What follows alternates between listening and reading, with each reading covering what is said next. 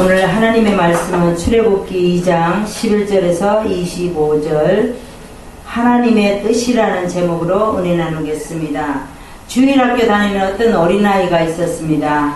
근데 자기가 어리지만 자기가 감당하지 못하는 일이 생겼어요.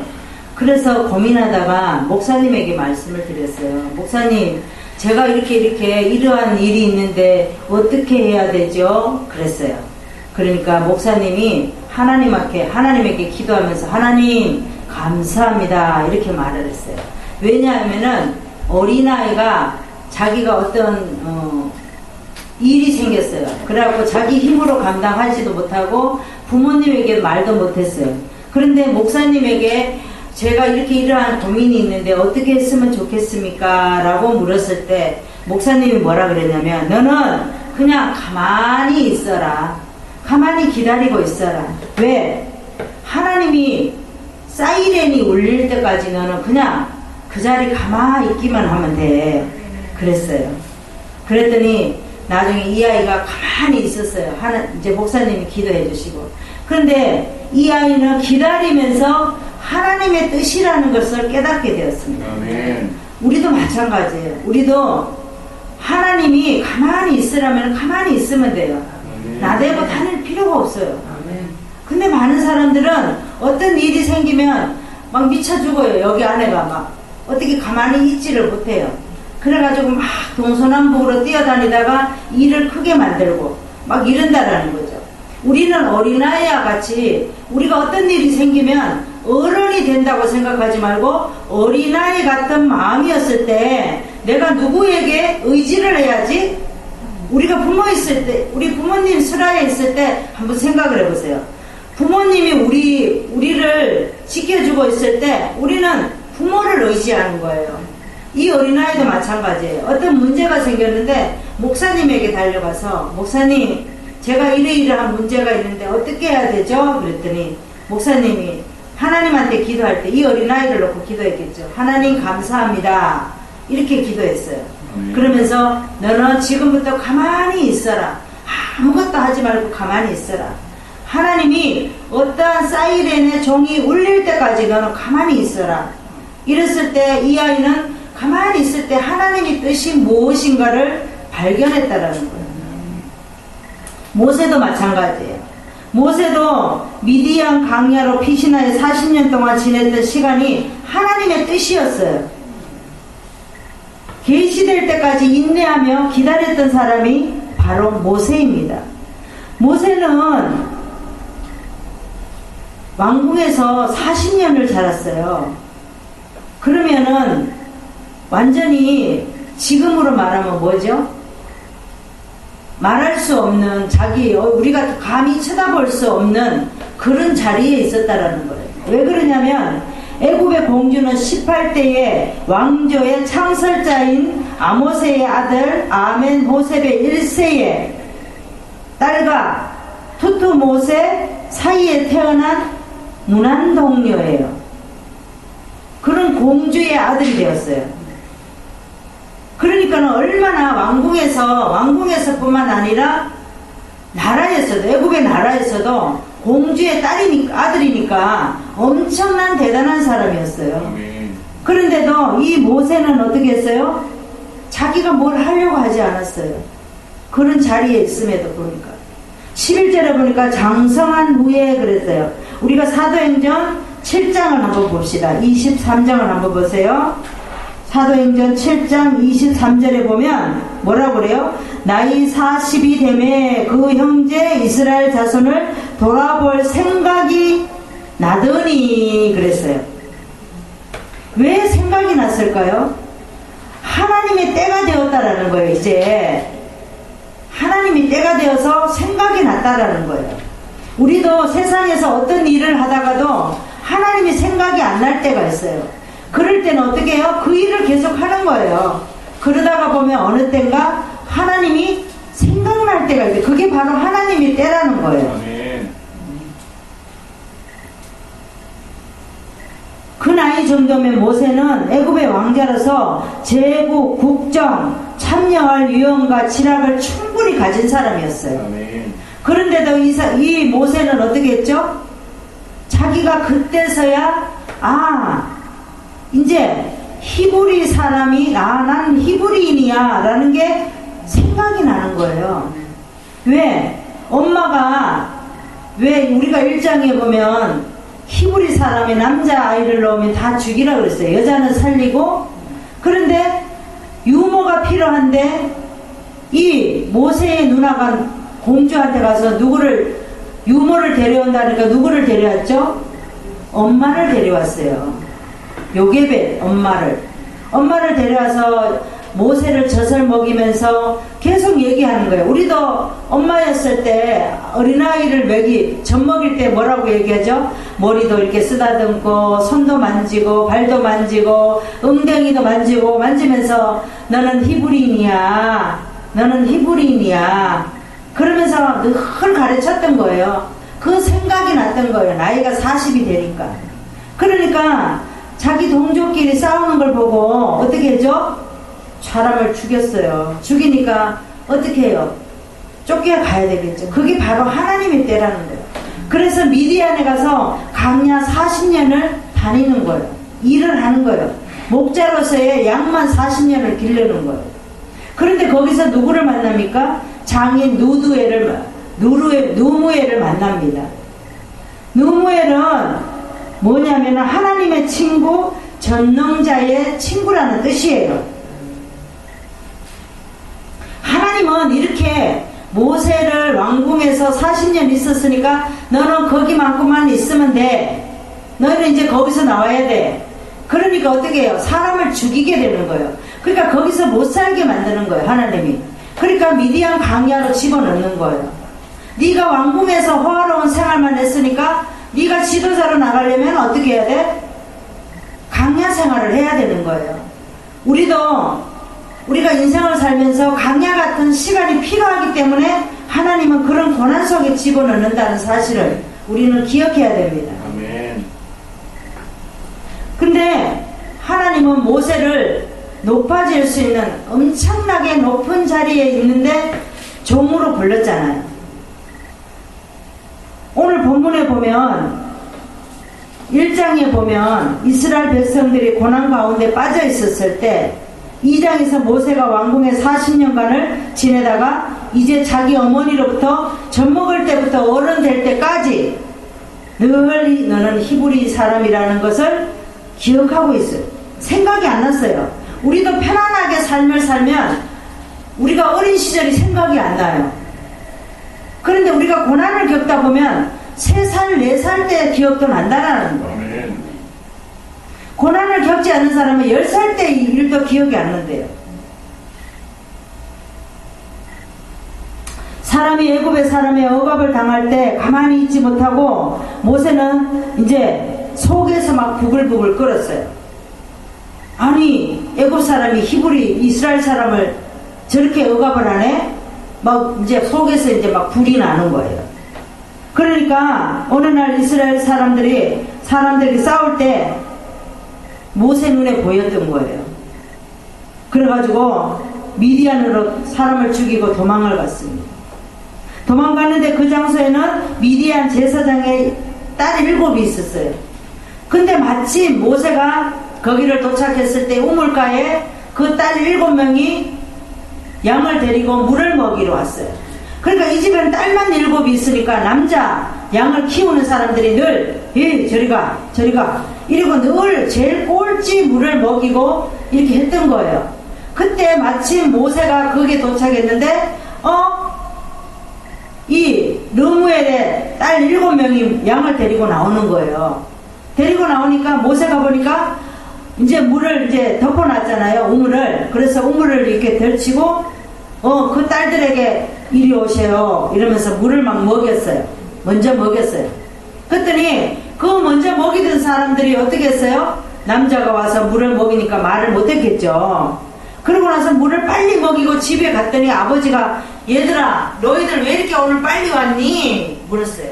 그랬더니 이 딸들이 뭐라 그랬어요? 아버지에게 애굽 사람이요 물을 이렇게 우물을 열어서 우리를 제일 먼저 물을 먹이게 했어요. 그래서 빨리 왔어요. 이랬어요.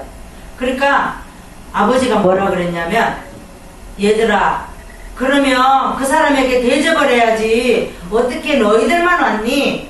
이렇게 말했어요. 그러니까 빨리 모시고 오라고. 그래갖고 데려와서, 이게 마이크가 잘 안 돼요. 모셔와서 대접을 했어요. 그건 뭐예요? 하나님이 그렇게 하신 거예요.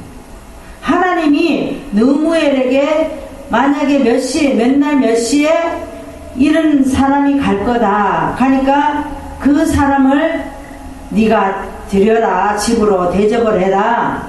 이렇게 해서 누구랑 결혼하죠? 큰딸하고 결혼을 하는 거예요. 시보라를 만나서 결혼을 하게 되고 아이를 낳고 이곳에서 이제 아무 생각 없이 양만 기르게 되는 거예요. 우리도 모세와 같이 하나님이 어느 연단석에 집어넣으면 우리는 그냥 그곳에서 그냥 아멘하고 하나님 아멘 아멘 하고 그걸 만족하고 우리는 누리면 되는 거예요. 우리가 자꾸 다른 길로, 우리가 이런 환경속에 집어넣는데 자꾸 다른 길로 가려고 하면 일이 뻐그러져서 더 나에게 힘든 일이 생긴다는 거예요. 결론은 뭐예요? 나중에 아무리 38년, 40년을 강야를 돌아도 다시 그 자리에 올 수밖에 없다라는 거예요. 그래서 오늘은 우리가 하나님의 뜻이 나에게 무엇을 말씀을 하시는지 오늘 본문의 말씀을 통하여 우리는 또 우리 삶이 변화되고 말씀을 통하여 우리가 지금 현재 속해 있는 곳이 어딘지 또 아시기를 바랍니다. 아멘. 그러면 어떤 하나님의 뜻을 따라야 됩니까? 어떤 하나님의 뜻을? 첫 번째 말씀을 보겠습니다. 내가 하려고 하면 실패하게 만드신다고 하는 하나님의 뜻은 우리는 알아야 됩니다. 내가 하려고 하면 실패하게 만드신다고 하는 하나님의 뜻을 알아야 됩니다. 우리가 11절에서 15절의 말씀을 보겠습니다. 이제 모세가 애굽인을 살해하게 되죠. 동족에게 거부를 당하는 모세가 됩니다. 11절에 보니까 모세가 11절에서 15절까지 보겠습니다. 모세가 장성한 후에, 이거는 뭐예요? 미디안 가기 전에 40세, 이거 40세가 된 거예요. 이제 장성한 후에. 40세가 되면 장성했겠죠? 그래서 장성한 후에 한 번은 자기 형제들에게 나가서 고역함을 봤더니 어떤 애굽 사람이 어떤 히브리 사람을 자기 형제를 치는 것을 봤어요. 모세가. 그러고 나서 애굽 사람을 쳐 죽여 모래에 감췄습니다. 13절에 보니까 두 히브리 사람이 서로 싸워요. 그래서 14절에 보니까 그가 누가 너로 우리의 주제와 법관을 삼았느냐? 네가 애굽 사람을 죽인같이 나도 죽이려고 하느냐? 이렇게 누가가 봤어요. 우리는 어떤 일을 하면 누가 안 본 것 같지만 하나님이 다 보고 계셔요. 모세가 두려워하여 이 일이 탈로 되었도다 그랬죠? 그러면서 15절에 보니까 이제 모세가 바로의 낯을 피하여 미디안으로 도망을 가게 됩니다. 바로가 이 일을 들었어요. 모세가 애굽 사람을 죽였다는 말을 들었습니다. 그랬더니 모세가 바로의 낯을 피하여 미디안 땅에 머물며 하루는 우물 곁에 앉았더라 이랬습니다. 그러니까 모세가 장성했다고 말을 합니다. 장성했다는 것은 한 번은 장성한 것은 우리가 세상적으로 보면 우리가 장성해서 눈을 보면 어릴 때 눈하고 다르다라는 거예요. 아, 내가 40세 전에는 왜 애굽 사람이 이스라엘 사람을 괴롭혀도 몰랐는데 40세가 되니까 눈이 떠지는 거예요. 와, 애굽 사람이 우리 동족을 저렇게 힘들게 하네? 그러고 보였다라는 겁니다. 애굽 사람에 죽여서 모래에 감췄습니다. 그런데 이튿날 두 히브리 사람이 싸우는데 싸우지 말라고 모세가 하니까 어제 네가 애굽 사람을 죽여서 모래에 감췄더니 이제는 우리를 죽여서 네가 죽이려고 하느냐 이렇게 말하는 거예요. 왜? 이 사람들은 모세가 히브리 사람인지 알아요 몰라요? 모르니까 그렇게 말하는 거예요. 그래서 지금 모세가 하는 결과는 미디안으로 갈 수밖에 없는 그런 상황을 하나님이 엮어 만드는 거예요. 왜? 네가 사람을 죽여야지 미디안으로 갈 수밖에 없는 거예요. 안 그러면은 내가 편하고 왕궁에서 누리고 살 수밖에 없는 거예요. 그러니까 하나님이 때가 되니까 애굽에서 이제 빼내는 거예요. 모세를. 우리도 우리가 아브라함을 보시지요. 아브라함도 어떻게 했습니까? 아브라함도 거기서 살고 싶었지만 하나님이 어떻게 했어요? 본토 아비 친척집을 떠나라고 그랬어요. 그랬을 때 아브라함은 아무 생각 없이 갔어요. 그냥 하나님의 뜻만 바라고 갔던 거예요. 이 모세도 마찬가지예요. 우리 성경을 봅시다. 고린도전서 1장 25절을 한번 보겠습니까? 하나님의 미련한 것이 사람보다 지혜 있고 하나님의 약한 것이 사람보다 강하다 이랬습니다. 하나님의 미련한 것이 사람보다 지혜가 있고 하나님의 약한 것이 사람보다 강하다 그랬습니다. 하나님을 감히 누가 이길 수 있어요? 하나님이 하시는 일이 미련하게 보이고 약하게 보이고 그렇게 보일지라도 사람보다 강하다 그랬어요. 우리는 때로는 어떤 사람이 약한 것 같지만 어떤 일을 할 때 보면은 그 사람이 얼마나 강한지 몰라요. 약함이 강하다 그랬어요.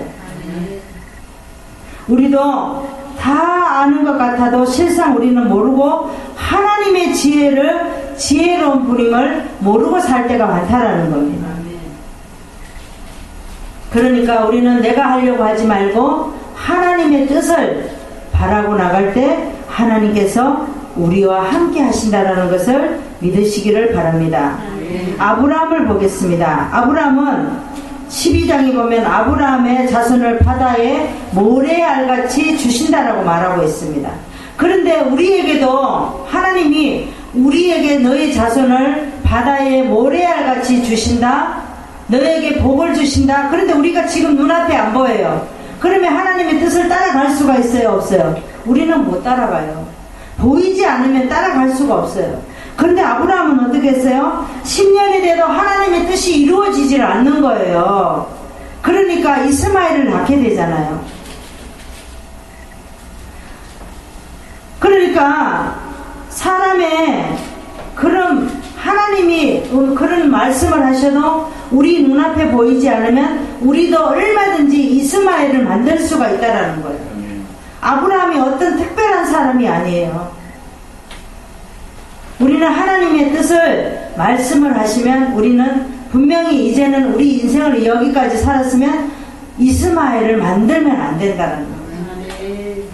이스마엘을 만드는 것이 아니라 하나님의 뜻을 받아서 우리는 이삭이 날 때까지 기다릴 수 있는 저와 여러분 되시기를 바랍니다. 어떤 하나님의 뜻을 잘 이해를 해야 되냐? 두 번째 말씀은 만날 자를 만나게 인도하시는 하나님의 뜻을 우리는 잘 알아야 됩니다.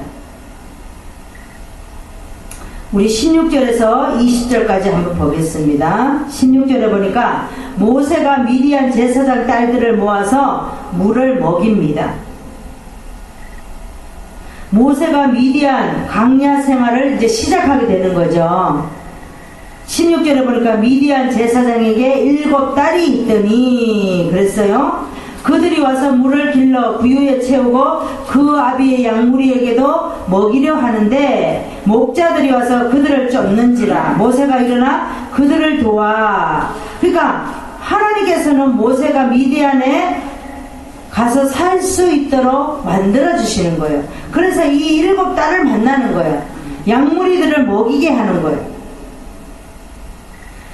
그랬더니 모세가 일어나 그들을 도왔어요. 7딸들을 도와서 그 양무리에게 먹이니라. 그 물을 먹였어요. 그 다음에 18절에 보니까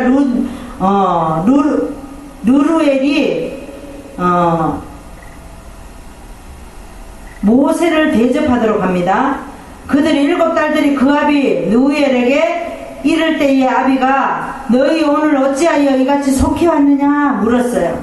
그랬더니 이 7딸들이 뭐라고 말합니까? 애굽 사람이요 우리를 목자들의 손에서 건져냈어요. 그리고 우리를 위하여 물을 길러 양무리에게도 먹였습니다. 그랬더니 아비가 딸들에게 뭐라고 말합니까? 그 사람이 어디 있느냐? 하나님의 음성이죠. 그 사람이 어디 있느냐? 그 사람이 너희가 어찌하여 그 사람을 버려두고 너희들만 왔느냐? 이렇게 하나님이 우리를 찾고 계시잖아요. 그러니까 이 아버지가 뭐라 그러죠? 그를 청하여 음식을 대접하라. 빨리 그를 모시고 와라. 이렇게 말하잖아요. 하나님은 오늘도 우리를 데려오라고 말합니다. 우리를 찾고 있어요. 네. 만날 자를 만나게 인도하시는 하나님의 뜻을 알아야 돼요. 우리는요. 근데 우리는 누구를 만나도 저 사람이 하나님이 나에게 보낸 사람인지, 저 사람이 그냥 지나가는 사람인지, 저 사람이 나에게 뭘 뜯어먹으러 왔는 사람인지 우리는 모른다라는 거예요. 목자들의 손에서 우리를 건져내서 물을 길르게 했다라는 거예요.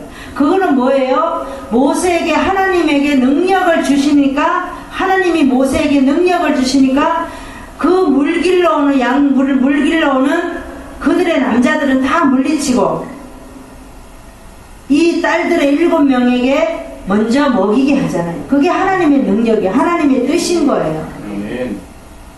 우리 성경을 보시겠습니다. 잠언서 16장 9절을 한번 보겠습니다. 잠언서 16장 9절을 보면 사람이 마음으로 자기의 이 길을 계획할지라도 그 걸음을 인도하는 자는 여호와시니라 라고 말씀하고 있습니다. 누가가 인도하신다 그랬어요? 여호와. 그 걸음을 인도하는 자는 여호와시라 그랬어요. 모세의 걸음을 우물가로 인도하는 분도 바로 여호와라는 거예요. 아멘. 7달과 10보라를 우물로 인도하는 분도 하나님이세요.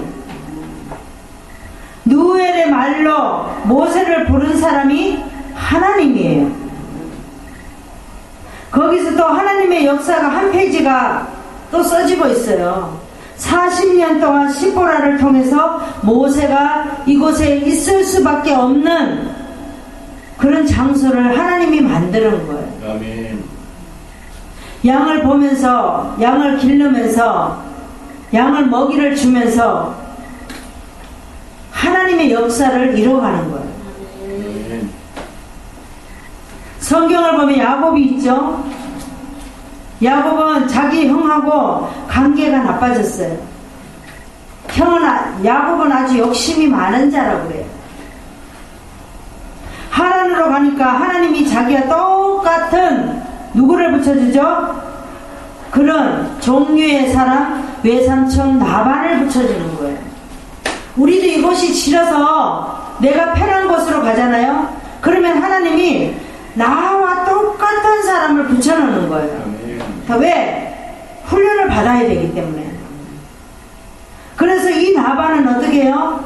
야곱과 같이 욕심이 많은 외삼촌이었어요. 거기서 14년간 나반을 안 만나면 자기가 못 보면 자기 자신을 못 돌아보는 거예요. 근데 하나님이 14년간을 소득을 안 줘요.